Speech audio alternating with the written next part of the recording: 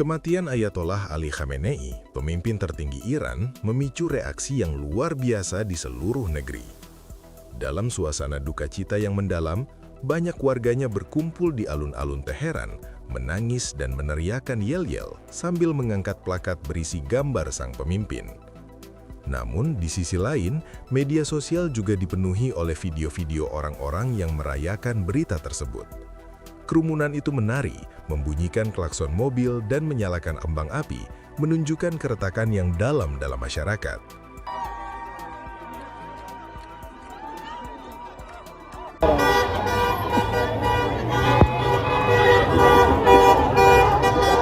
Nazanin, seorang profesional media berusia 24 tahun yang tinggal di Teheran, terdengar emosional saat mengungkapkan pandangannya. Jalanan dipenuhi kerumunan, air mata mengalir di wajah saya.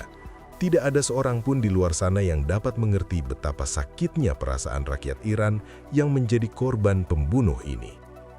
Dengan merujuk pada Nika Shakarami, Sarina Ismailzadah, dan Mahsa Amini, 3 wanita yang dibunuh pada tahun 2022 dan menjadi simbol perjuangan dalam protes perempuan, kehidupan, kebebasan, ia melanjutkan, "Saya berharap berita itu benar, namun saya juga tidak bisa mempercayainya. Saya hampir tidak bisa tidur." Respons masyarakat yang beragam menggambarkan keretakan yang mendalam di tengah suasana duka. Bagi mereka yang telah mengalami kekerasan dari rezim dalam menanggapi protes nasional, berita ini terasa seperti pembalasan yang manis. Data dari HRANA, kelompok hak asasi manusia yang berbasis di AS, menunjukkan bahwa lebih dari 7.000 orang telah dipastikan tewas dalam demonstrasi, sementara 11.000 kematian lainnya masih dalam penyelidikan. Tidak sedikit pula yang mengalami penangkapan atau luka-luka. Mina, seorang mahasiswi berusia 20 tahun, mengenang kembali momen kelam di mana ia dan rekan-rekannya terkena tembakan pasukan negara pada bulan Januari. "Saya melihat orang-orang berjatuhan di depan kami. Pemandangan anak-anak muda tergeletak dalam genangan darah akan terukir selamanya dalam ingatan saya," ujarnya setelah merasakan kebangkitan harapan saat mendengar kabar kematian Khamenei. Di sisi lain, seorang dokter di Rasht yang masih trauma setelah merawat ratusan demonstran yang terluka, merasa kesedihan dan kelegaan berbenturan. "Malam itu, saya merokok untuk pertama kali.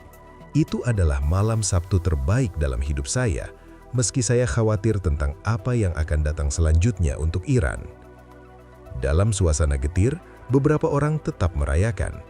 "Kita telah menunggu berita ini selama beberapa dekade," ungkap seorang penduduk Arak, di mana kerumunan berkumpul dengan secangkir teh.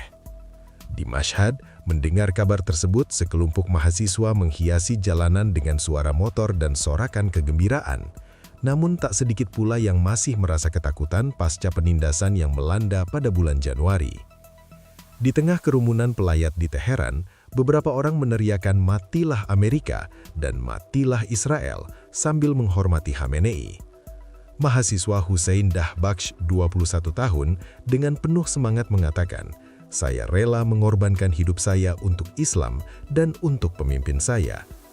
Namun di sudut lain, Atusa Mirzadah, seorang guru di Shiraz, dengan penuh ketidakpastian mengungkapkan keraguannya, "Saya tidak bisa merasa senang karena saya khawatir tentang masa depan negara kita."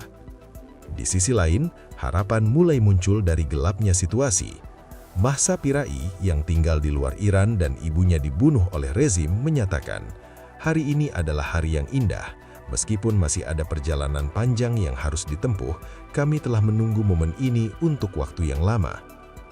Dengan kematian Khamenei, sebuah babak baru mungkin akan dimulai.